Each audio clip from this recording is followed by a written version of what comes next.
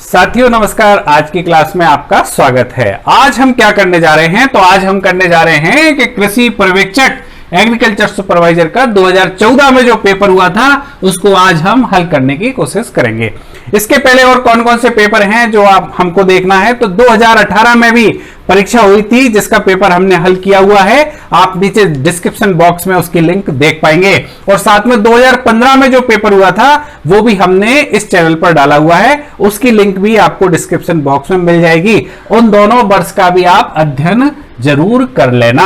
आज हम देख रहे हैं 2014 का एग्रीकल्चर सुपरवाइजर का पेपर। सिर्फ सुपरवाइजर ही नहीं, जो जेट आईसीआर की तैयारी कर रहे हैं बच्चे और भी कृषि संबंधी प्रतियोगिताओं की परीक्षाओं की तैयारी कर रहे हैं, जो पशुपालन पढ़ना चाहते हैं, उन सभी बच्चों के लिए ये बहुत ही उपयोगी होगा।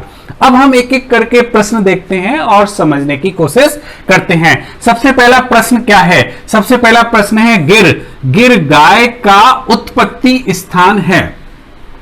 हमेशा किसी भी तैयारी को हमें करना है तो पुराने पेपर हमें जरूर हल करना चाहिए। देखिए बिल्कुल क्लियर समझ में आ रहा है कि हमें क्या करना है, उत्पत्ति स्थान हमें याद कर लेना है। यहां पर क्या पूछा गया है? इस प्रश्न में पूछा गया है कि जो गिर है, गाय की जो एक नस्ल है गिर, उसका उत्पत्ति स्थान क्या है। तो हमें सभी जो एनिमल हमारे कोर्स में है, गाय, भैंस, भेड़, बकरी, साथ में ऊंट, इन सभी के हमें ओरिजिन पता होना चाहिए। गिर गाय का उत्पत्ति स्थान है। देखते हैं इसके ऑप्शन क्या है। ऑप्शन देख लेते हैं। सबसे पहला आता है गुजरात राज्य, दूसरा है राजस्थान, तीसरा हरियाणा और चौथा पंजाब। तो ये जो गिर गाय है वो गिर गाय कौन से ग्रुप में आती है हम देखते हैं। तो 3 ग्रुप हैं। कौन कौन से हैं? एक है दुधारू, दूसरा है दुईकाजी और तीसरा है भारवाहक। गाय की नस्लों को 3 ग्रुप में बांटा गया है और उस ग्रुप में जो गिर है वो कौन से में आती है? दुधारू में। और इसका ओरिजिन कहां है? तो नाम है इसका गिर। और गिर फॉरेस्ट, जो गिर वन है वो गिर वन कहां पर है? बहुत ही फेमस गिर वन, सिंह के लिए, लॉइन के लिए फेमस है। और कहां पर है ये? गुजरात। गुजरात के गिर वन में इसका ओरिजिन माना जाता है। और इसी इलाके को दक्षिणी काठियावाड़ के नाम से भी जाना जाता है। दक्षिणी काठियावाड़, गिर वन, गुजरात ओरिजिन क्षेत्र है। किसका? उत्पत्ति स्थान है गाय की गिर नस्ल का। तो यहां आंसर कौन सा आता है? गुजरात। साथियों हमको ये सभी आपको याद कर लेना है कि दुधारू नस्लें कौन कौन सी हैं, दुईकाजी कौन सी हैं और भारवाहक कौन सी हैं। इसके लिए मैंने 3 वीडियो बनाए हुए हैं और तीनों वीडियो की लिंक मैं आपको सब्सक्रिप्शन बॉक्स में दे दूंगा। अगर आप उन वीडियो को देखेंगे तो ये बहुत ही आपको आसान लगेंगे। एक एक चीज बड़े ध्यान से देखते जाना है। अब हम दूसरे प्रश्न की तरफ चलते हैं। दूसरा प्रश्न है कि मालवी नस्ल दिया नहीं है, गाय है, भैंस क्या है? मालवी नस्ल का उत्पत्ति स्थान है। तो सबसे पहले तो हमारे दिमाग में क्लिक होना चाहिए कि फिर ये मालवी नस्ल किसकी है? तो ये है गाय की नस्ल है। गाय की नस्ल 3 ग्रुप में बांटी गई थी। तो ये कौन से ग्रुप की है? गाय की नस्ल में भी ये भारवाहक में इसे शामिल किया गया है। एनबीएजीआर ने इसे भारवाहक में शामिल किया गया है। बोझा ढोने वाली भारवाहक या ड्रॉट पर्पज की नस्ल से माना जाता है। कौन सी नस्ल है? मालवी। प्रश्न पूछ रहा है ओरिजिन। देखें 2 प्रश्न आए हैं ओरिजिन पर। उत्पत्ति स्थान 2 प्रश्नों में पूछ लिया गया है 2014 के कृषि पर्यवेक्षक के पेपर में। तो सभी के आपको उत्पत्ति स्थान अच्छे से याद कर लेना है। जो मालवी नस्ल है उसका उत्पत्ति स्थान कहां है? तो यहां फिर बड़ा आसान हो गया। जैसे ऊपर हमने देखा गिर से हम याद कर सकते हैं गिर वन, तो मालवी नस्ल से याद कर सकते हैं मालवा क्षेत्र। मालवी से मालवा क्षेत्र। अरे भाई ये मालवा क्षेत्र की नस्ल है इसलिए इसका नाम मालवी पड़ गया है। अब ये मालवा क्षेत्र कहां है? तो मालवा क्षेत्र है मध्य प्रदेश में। मध्य प्रदेश में भी याद रखना महाकाल, जो अपन बात करते हैं उज्जैन रतलाम वाला जो इलाका है, मंदसौर, नीमच, वो वाला इलाका क्या कहलाता है? मालवा क्षेत्र, और वहां का ओरिजिन माना गया है। मालवी नस्ल जो है उसका ओरिजिन कहां पर है? तो यहां पर आंसर आ रहा है मध्य प्रदेश। यहां पर मध्य प्रदेश का मालवा क्षेत्र इसका उत्पत्ति स्थान है। आगे देखते हैं अगला प्रश्न क्या है कि निम्न में से सबसे अधिक दूध देने वाली गाय की नस्ल है। देखें आप, नस्ल पर 3 प्रश्न आ गए हैं, गाय की नस्ल पर तीसरा प्रश्न है ये उस परीक्षा का। सबसे अधिक दूध देने वाली गाय की नस्ल। चले विकल्प देखते हैं। सबसे पहले क्वेश्चन को बहुत ध्यान से पढ़ना है, ये नहीं कि हड़बड़ी में क्वेश्चन देखा, तुरंत विकल्प देखा, तुरंत आंसर दे दिया। क्या पूछा है? सबसे अधिक दूध देने वाली गाय की नस्ल। देसी विदेशी की कोई भी बात नहीं की गई है, तो सारी नस्लें हमारे दिमाग में आ जाना चाहिए, देसी भी और विदेशी भी। देखते हैं ऑप्शन क्या है। ऑप्शन कहता है जर्सी, एचएफ यानी हॉलेस्टीन फ्रिशियन, और थारपारकर, साथ में नागौरी। जरा इनको ग्रुप में बांटने की कोशिश करते हैं। तो शुरू की जो 2 नस्लें हैं वो कौन से ग्रुप की हैं? ये तो हो गई विदेशी नस्ल की, विदेशी ग्रुप की नस्लें हैं दोनों। और थारपारकर और नागौरी कौन सी हो गई? हमारी देसी ग्रुप में। देसी में भी हमने 3 में बांटा हुआ है, तो थारपारकर कौन से ग्रुप की है? ये दुई काजी या दुई प्रयोजनी, यानी 2 काम में लाने वाली नस्ल है, डुअल पर्पज। और नागौरी कौन सी है? हमारी भारवाहक नस्ल है, ड्रॉट पर्पज। हो तो भारवाहक तो इस प्रतियोगिता में वैसे ही अलग हो गई है। और उसके बाद पूछा है सबसे ज्यादा दूध देने वाली, तो भाई सबसे ज्यादा दूध देने वाली जो नस्ल है वो कौन सी है? एचएफ, हॉलेस्टीन, पूरा नाम है इसका हॉलेस्टीन फ्रिशियन, फ्रीजियन भी बोल देते हैं इसको, स्पेलिंग में एस आता है तो इसलिए फ्रिशियन। हॉलेस्टीन फ्रिशियन सबसे ज्यादा दूध देने वाली, 5000 से 6000 लीटर तक एक ब्यात के अंदर ये दूध देने का कार्य करती है। तो यहां आंसर कौन सा आ रहा है? एचएफ। अब इसके बाद हम अगला प्रश्न देख लेते हैं। चौथे नंबर का जो प्रश्न है वो क्या कहता है? वो कह रहा है कि सबसे ज्यादा बसा वाला दूध देने वाली नस्ल है। सबसे ज्यादा दूध देने वाली नस्ल है। ऑप्शन देख लेते हैं। सबसे ज्यादा बसा जिसके दूध में होगा वो पूछा गया है, बसा। ऑप्शन आता है मुर्रा, नीली रवि, भदावरी और महसाना। अब साथियों देखें, बड़ा आसान सा प्रश्न लगता है, लेकिन अगर हमने जल्दबाजी में बसा की जगह सबसे ज्यादा दूध देने वाली नस्ल देख ली, समझ ली, तो इसका आंसर कुछ और हो जाएगा। लेकिन यहां क्या पूछा गया है? सबसे ज्यादा बसा देने वाली। तो जब बसा की बात आती है तो देखते हैं ऑप्शन क्या कह रहा है। ऑप्शन में सारी जो नस्लें हैं वो किसकी हैं? सबसे पहले तो भैंस की नस्लें हैं, ये बुफेलो ब्रीड्स हैं ये सभी, मुर्रा, नीली रावी, भदावरी और महसाना। और इसमें सबसे ज्यादा जो बसा है वो किसमें माना गया है? भदावरी नस्ल में माना गया है। भदावर क्षेत्र जो है उत्तर प्रदेश के अंदर और साथ में उससे लगा हुआ मध्य प्रदेश का जो इलाका है भदावर क्षेत्र, उसका उत्पत्ति स्थल माना है ये भदावरी का। और इसका जो बसा प्रतिशत है 12 से लेकर के 14% तक, अधिकतम, कई बार कम भी आता है लेकिन अधिकतम जो रिकॉर्ड किया गया है 12 से 14% बसा रिकॉर्ड किया गया है। औसत जो है वो 13% माना गया है। बहुत प्रश्न आते हैं साथियों, यहां कंफ्यूजन हमेशा रहता है। अगर यहां पर एनिमल पूछा जाता, सबसे ज्यादा बसा वाला दूध कौन सा पशु है, तो याद रखना है उसमें आंसर हमेशा भेड़ आता है। भेड़ के दूध में 7.9%, भेड़ के दूध के अंदर 7.9% बसा मानी जाती है, जो पशुओं के अंदर अधिकतम होती है हमारे कोर्स के अनुसार। और यहां नस्ल पूछी गई है तो यहां आंसर आ रहा है भदावरी। बहुत ध्यान से पढ़ना है हमको। अगर यहां सबसे ज्यादा दूध देने वाली नस्ल पूछा जाता तो इसका आंसर कुछ और हो जाता। अगला प्रश्न देखते हैं। 5वें नंबर का जो प्रश्न है, सबसे ज्यादा दूध देने वाली बकरी की नस्ल है। क्या बात है, 2014 में तो नस्ल पर कई सारे प्रश्न पूछे गए हैं। तो ये क्या हमको दिखाता है? ये दिखाता है कि नस्ल हमारे कोर्स में कितनी महत्वपूर्ण है। सबसे ज्यादा दूध देने वाली बकरी की नस्ल है, देख लेते हैं ऑप्शन क्या क्या है। पहला है सिरोही, बहुत ही अच्छी, बहुत बढ़िया नस्ल हमारी। बारवरी, मारवाड़ी और जमुनापरी। ये चारों नस्लें देखते हैं अपन, जब हम इनकी तुलना करते हैं दूध के मामले में, तो सबसे ज्यादा जो दूध देती है वो कौन सी है? जमुनापरी। मूल स्थान है इसका उत्तर प्रदेश, और वहां की नस्ल है जमुनापरी, जादुई नस्ल से माना जाता है। और इन नस्लों में जो 4 ऑप्शन है उसमें सबसे ज्यादा बकरी की दूध देने वाली नस्ल है जमुनापरी। अगला प्रश्न देखते हैं, राजस्थान में सबसे फाइन कारपेट ऊन, सबसे फाइन कारपेट ऊन पैदा करने वाली भेड़ की नस्ल का नाम है। यहां फिर याद रखें, यहां क्या पूछा गया है प्रश्न में? राजस्थान में पूछा गया है। अगर सिर्फ भेड़ में पूछा जाता तो कुछ और, लेकिन यहां क्या? राजस्थान में। और फाइन का मतलब होता है बारीक, अच्छी।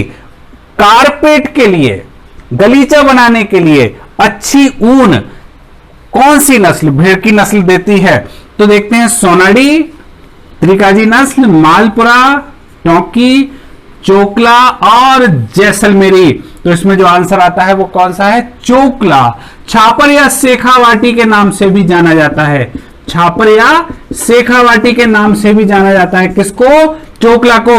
और साथ में इसे राजस्थान की मेरिनो भी कहा जाता है, क्योंकि ये सबसे अच्छा कारपेट ऊन इसी का माना गया है। कारपेट तो बनाते हैं, लेकिन बहुत ही अच्छी क्वालिटी के कारपेट इस चोकला से बनाने का कार्य करते हैं। राजस्थान की मेरिनो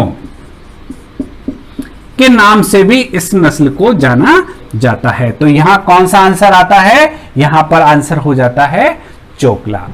अब हम अगला प्रश्न देखते हैं, 7वें नंबर का प्रश्न आ गया है। 7वें नंबर का प्रश्न क्या है कि इनमें से कौन सी बीमारी मुर्गियों में होती है? मुर्गी का प्रश्न आ गया है, अब बीमारी का प्रश्न आ गया। मुर्गी की बीमारी हमारे सिलेबस में शामिल है।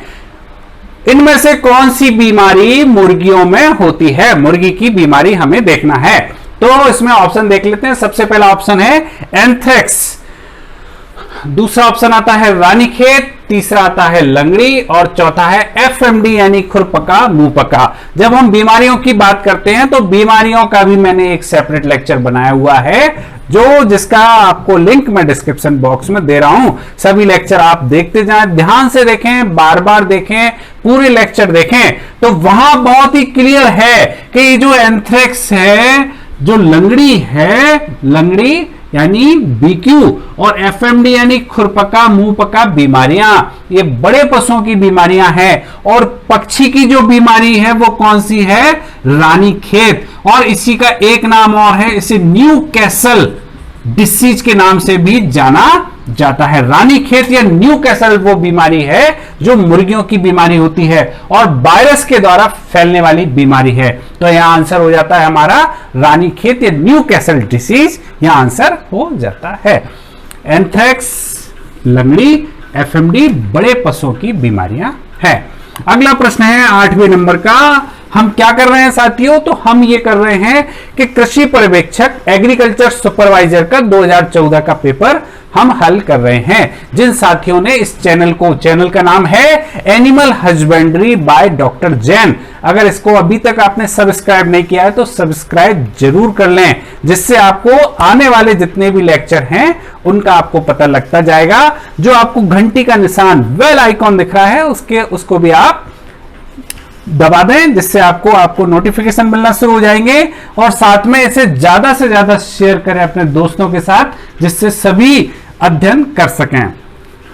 अगला प्रश्न है दुग्ध बुखार, दुग्ध और साथ में है बुखार, दुग्ध बुखार, मिल्क फीवर कहा जाता है इसको, मिल्क फीवर। ध्यान से सुनना है, दुग्ध बुखार किसकी कमी से होता है? सबसे पहले मैं आगे बढ़ूं तो मैं बता दूं कि ये ही एकमात्र ऐसी बीमारी है जिसमें शब्द तो लगा हुआ है बुखार या फीवर, लेकिन इसमें जो शरीर का तापमान है, प्रभावित पशु के शरीर का तापमान बढ़ने की बजाय सामान्य से कम हो जाता है। बुखार शब्द लगा होने के बाद भी सामान्य से कम तापमान हो जाता है। किसकी कमी से होता है प्रश्न है? तो प्रोटीन, वसा, कैल्शियम और यह है पोटेशियम। तो किसकी कमी से हो जाता है? कैल्शियम की कमी से। इसमें आंसर है कैल्शियम की कमी से। सामान्य तौर से जब पशु दूध देना शुरू करता है उसके 5 से 7 10 दिन के अंदर ये बीमारी हो जाती है। उसके दूध में से कैल्शियम निकलना शुरू हो जाता है, शरीर में कैल्शियम की कमी हो जाती है, तो पशु जमीन पर बैठ जाता है और अपनी गर्दन को पीछे की तरफ मोड़ करके रखता है। ये मैंने आपको लक्षण भी बताए। तो जो दुग्ध बुखार है, मिल्क फीवर, वो किसकी कमी से होता है? कैल्शियम की कमी से होने वाली बीमारी है। तो साथियों देखें अपन यहां पर बीमारी से भी कितने प्रश्न आ रहे हैं। एक हो गया, एक दूसरा, और उसके बाद एक तीसरा क्वेश्चन भी यहाँ। उधर नस्लों से, इन सभी के वीडियो हैं, आप आराम से देखते जाएं और ध्यान से करें। साथियों मैं यहाँ एक चीज और आपको जोड़ना चाहता हूं कि ये मेरा ऑब्जर्वेशन है कि कई बार बच्चे बहुत जल्दबाजी करते हैं प्रश्न हल करने में, परीक्षा में। तो उसकी भी एक रणनीति होना चाहिए कि परीक्षा में हमें धैर्य से प्रश्न को कई बार पढ़ना है और उसके बाद सभी विकल्प पे ध्यान देते हुए आराम से उसे हमें हल करना चाहिए, क्योंकि एक प्रश्न ही आपको इस नौकरी से वंचित, सरकारी नौकरी, गवर्नमेंट सर्विस से वंचित कर सकता है। कई वर्षों में मौके आते हैं, इसे गंवाना नहीं है, खोना नहीं है। आगे हम अगला क्वेश्चन देखते हैं। अगला क्वेश्चन है, किस बीमारी के बचाव के टीके लगाए जाते हैं? टीके यानी वैक्सीन। कौन सी बीमारी है जिसके लिए वैक्सीनेशन किया जाता है? थनैला, मैस्टाइटिस, दुग्ध ज्वर, मिल्क फीवर, खूनी पैचिस, डिसेंट्री बोलते हैं इसको, और साथ में गल घोंटू। तो मैंने जो आपको वीडियो लेक्चर बनाया है बीमारी वाला, उसमें मैंने आपको बहुत अच्छे से समझाया है कि जो बैक्टीरिया और वायरस से होने वाली बीमारी है उनकी ये टीके लगाए जाते हैं। तो यहां आंसर कौन सा आ रहा है? एचएस, गल घोंटू, हीमोरेजिक सेप्टिसीमिया वो बीमारी है जिसके टीके लगाए जाते हैं। कौन से महीने में लगाए जाते हैं? तो मई और जून के महीने में इनका टीका लगाया जाता है। इस गल घोंटू की बीमारी पशु में नहीं आए इसलिए लगाया जाता है। ये बीमारी कौन से सीजन में आती है? तो ये मुख्य रूप से बारिश में होने वाली बीमारी है। टीके लगाए जाते हैं मई जून में, तो यह आंसर होता है गल घोंटू। अब 11 नंबर का 10वें नंबर का प्रश्न आ रहा है। 10वें नंबर का प्रश्न है, इनमें से कौन सी दवा, मेडिसिन पे आ गए, औषधियों पे आ गए हैं, इनमें से कौन सी दवा पशुओं में विरेचक का कार्य करती है? विरेचक, ठीक है, देखते हैं। विरेचक यानी क्या हो गया? परगेटिव। विरेचक को दस्तावर के नाम से भी जाना जाता है। कौन सी दवा विरेचक का कार्य करती है? ऑप्शन देख लेते हैं। तो पहला ऑप्शन है अरंडी का तेल, वेरी गुड, कैस्टर ऑयल, साथ में एल्कोहल और कपूर, और साथ में नीलत होता है यानी कॉपर सल्फेट। इसको देखने की कोशिश करते हैं।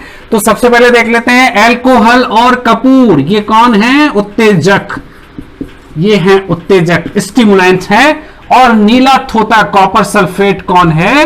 तो ये है पेट के कीड़े मारने के लिए कृमिहर की तरह इस्तेमाल किया जाता है। और अरंडी का तेल, ये वो है दवा, अरंडी का तेल, जिसे विरेचक के रूप यानी दस्तावर के रूप में कार्य करती है। अरंडी का तेल इसमें आंसर है। तो हमें औषधियां भी अच्छे से पढ़ लेना है। इनमें से कौन सी दवा, फिर एक और औषधि के ऊपर प्रश्न आ गया है, इनमें से कौन सी दवा जीवाणुरोधक के रूप में काम में ली जाती है? जीवाणुरोधक, ठीक है। ऑप्शन क्या क्या है? फिनाइल, अरंडी का तेल, अरंडी का तेल अभी हमने देख लिया कौन है, विरेचक है ये तो। और कपूर और एल्कोहल कौन है? उत्तेजक है। तो यहां आंसर बनता है फिनाइल। रोगाणुरोधक, जीवाणुरोधक है ये, जीवाणुओं की वृद्धि को रोकने का कार्य करती है फिनाइल। अगला प्रश्न है, एक दिन के मुर्गी के चूजे, मुर्गी पर फिर एक प्रश्न आ गया है। मुर्गी का जो चूजा होता है उसे हम क्या बोल रहे हैं? चिक। और एक दिन का है तो उसे बोलते हैं DOC, डे ओल्ड चिक। एक दिन का चूजा को किन बीमारियों का टीका लगाया जाता है? वैक्सीन की बात हो रही है। एक दिन में मुर्गी के चूजे को कौन सा वैक्सीन लगा दिया जाए? तो ऑप्शन देख लेते हैं। रानीखेत, हमने अभी पढ़ा था, रानीखेत यानी न्यू कैसल डिसीज, साथ में चेचक, फाउल पॉक्स, खूनी पैचिस और गंबोरो। तो याद रखना है साथियों, मुर्गी पालन का जो लेक्चर है वो भी मैंने बनाया हुआ है और डिस्क्रिप्शन बॉक्स में आपको इसकी भी लिंक मिल जाएगी। तो याद रखना है कि जैसे ही हम इंक्यूबेटर का दरवाजा खोलते हैं, 21 दिन बाद हमने अंडे को रखा है, 21 दिन बाद जैसे ही हम इंक्यूबेटर का दरवाजा खोलते हैं तो उसमें से कौन निकलता है? चूजा, बिल्कुल नया पैदा हुआ चूजा, एक दिन का चूजा।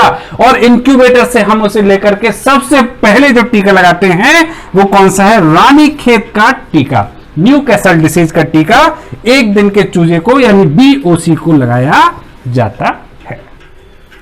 अब अगला प्रश्न देखते हैं, प्रश्न नंबर 13, भैंसों की कौन सी नस्ल का उत्पत्ति स्थान? देखें साथियों, कितने ओरिजिन प्लेस, उत्पत्ति स्थान पूछे गए थे, पहले गाय के और अब कौन आ गई है? Buffalo, buffalo breeds. तो भैंसों की कौन सी नस्ल है जिसका उत्पत्ति स्थान कहां पर? गुजरात। गुजरात की भैंस की नस्ल हमको देखना है। ऑप्शन देख लेते हैं, भदावरी, नीली रावी, जाफराबादी और मुर्रा। सबसे पहले तो ये चारों ही नस्लें किसकी हैं? भैंस की नस्लें हैं। सबसे पहला ऑप्शन कौन सा है? भदावरी। तो ये भदावर क्षेत्र उत्तर प्रदेश, और मैंने आपको बताया था साथ में मध्य प्रदेश का कौन सा इलाका है? चंबल वाला इलाका जो ग्वालियर क्षेत्र है, वहां की नस्ल है। गुजरात से कोई लेना देना नहीं है। अगली नस्ल कौन सी है? नीली रावी। नीली रावी की बात होती है तो 5 जगह सफेद निशान टीके वाली ये नस्ल है, सफेद टीके वाली, और इसका उत्पत्ति है पंजाब से, इसका लेना देना है। जाफराबादी, जाफराबादी कहां की है? ये है गिरबन जाफराबादी, गिरबन दक्षिणी काठियावाड़ गुजरात की ये नस्ल है।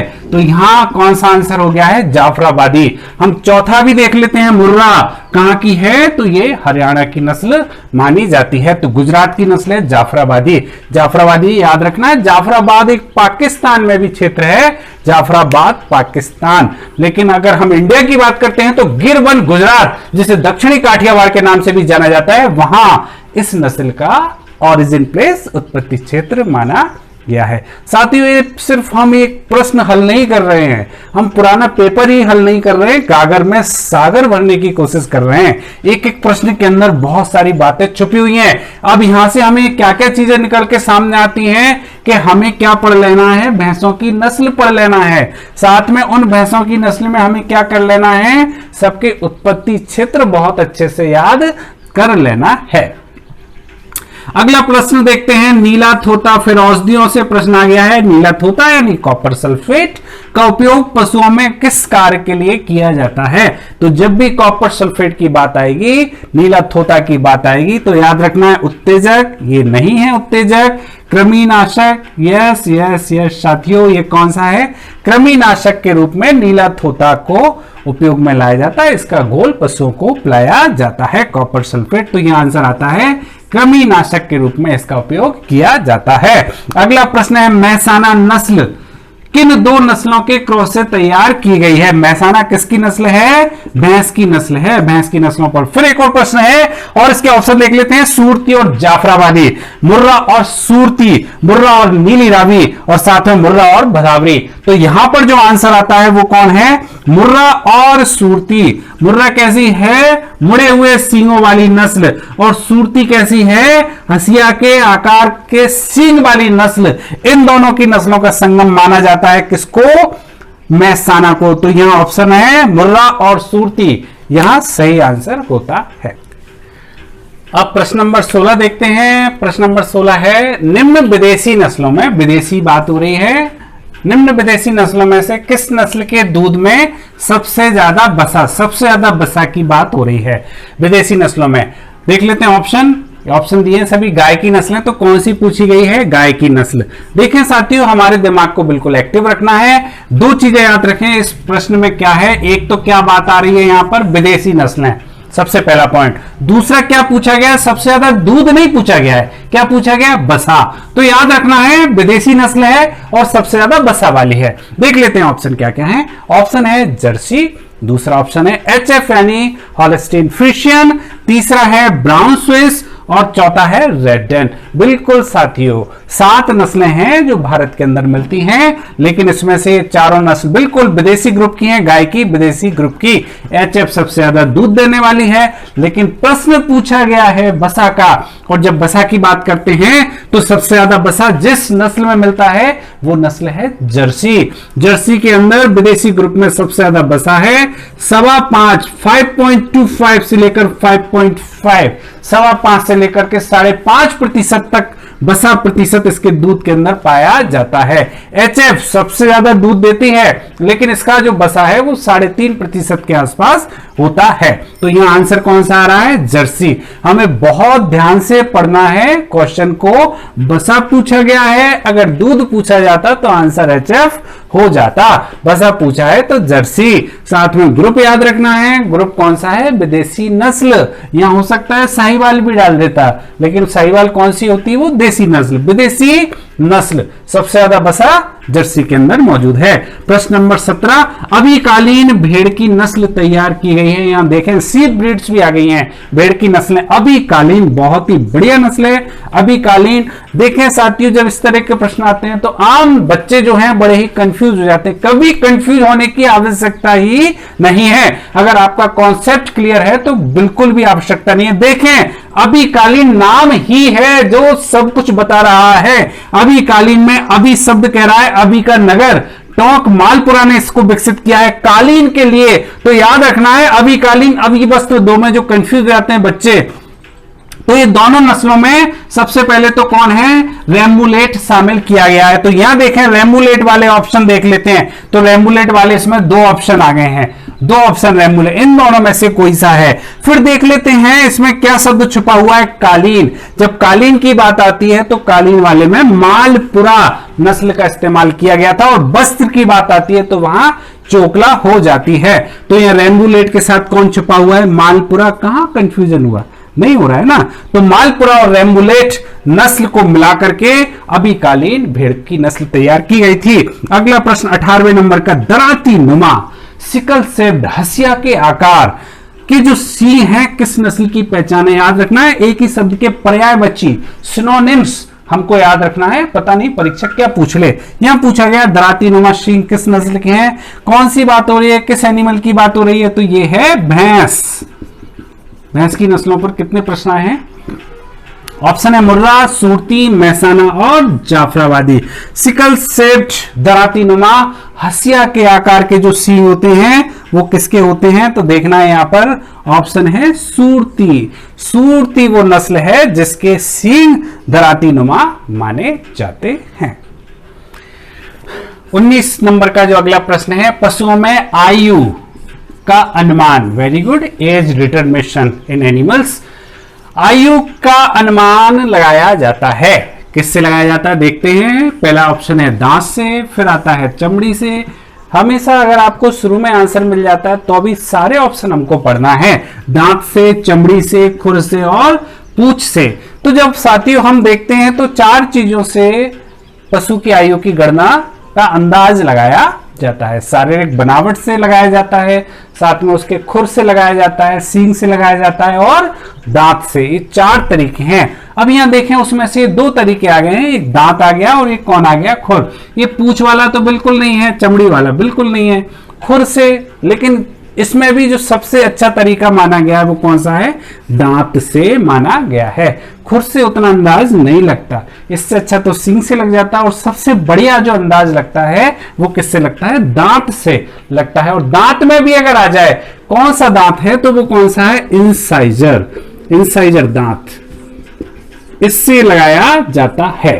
ठीक है, कृंतक भी बोलते हैं इसको, हिंदी में कृंतक, कहीं कहीं कर्तन भी बोलते हैं इसको। इंसाइजर दांत से ये इसकी आयु की गणना की जाती है। कौन से जबड़े में होता है? तो लोअर जबड़े में ये होता है। अगला प्रश्न लास्ट जो था 20वें नंबर का, किस नस्ल की भैंस? देखें देखें देखें, भैंस की नस्ल पर कितने प्रश्न आए हुए हैं। किस नस्ल की भैंस के सिर पर सफेद टीका होता है? ऑप्शन देख लेते हैं, मुर्रा, मेहसाना, जाफराबादी, नीली रावी।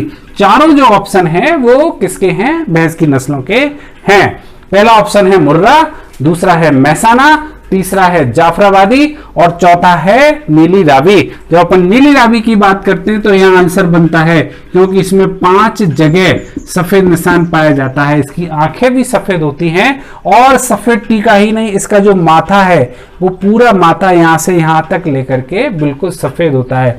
जो चारों पैर होते हैं उनका निचला हिस्सा भी सफेद होता है। तो यहां कौन सा है? ये नीली रावी। तो साथियों, ऐसे हमने आज एग्रीकल्चर सुपरवाइजर का 2014 का प्रश्न हल किए हैं और विस्तार से उनको समझने की कोशिश की है। तो साथियों, इस वीडियो को आप ज्यादा से ज्यादा शेयर करें। मेरा उद्देश्य है कि ग्रामीण क्षेत्र में भी जो बच्चा बैठा हुआ है वो अपनी तैयारी कर सके और इस नौकरी में सफलता हासिल करने में उसकी पढ़ाई बाधक ना बन सके। ज्यादा से ज्यादा इस वीडियो को शेयर करें और ज्यादा से ज्यादा इसे लाभ लें। धन्यवाद।